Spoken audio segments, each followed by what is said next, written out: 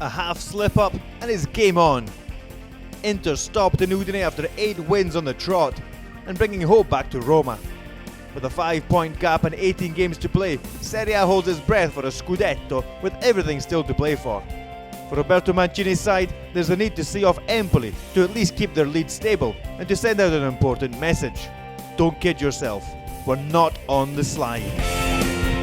While Roma, for their part, galvanised by the win against Palermo and having reached the semi-finals of the Italian Cup, take on Siena. Roma have not lost any of the 4 preceding matches at the Franchi Stadium, but face a team enjoying a good spell of form, despite the defeat at the Marassi Stadium. Juventus, having found the first win of the year last week at Livorno, host Cagliari after the thriller the first time the two met earlier in the season.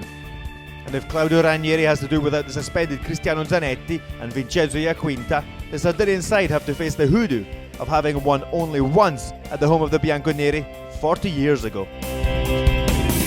Sampdoria, who have taken off thanks to Antonio Cassano, aim to keep flying at the Olympic Stadium against Lazio, without a win in 5 games and only 3 points off the relegation zone. Atalanta, after throwing away 2 precious points against Reggina, look to pick up the points at Parma, hoping to repeat the 2-0 win from the first time the sides met.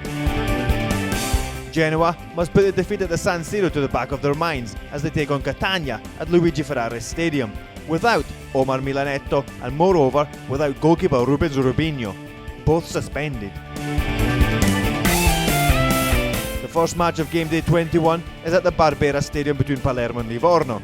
Both teams looking for a reaction after defeats against Roma and Juventus respectively. Meanwhile, at the Granillo Stadium is a relegation dogfight between Reggina and Torino, 18 points apiece, only 1 clear of third last place. Anticipation is high for the closing game of the weekend, which is a taste of the Champions League to it. Fiorentina, 4th in the table, and Milan, who with a difficult midweek win at Reggina, have managed to close the gap on the Viola to 7 points, and still with 1 game in hand. From Adrien Mutu to Alexandre Pato, from Ricky Kaká to Christian Vieri, so much talent to choose from with only one certainty: it'll be spectacular.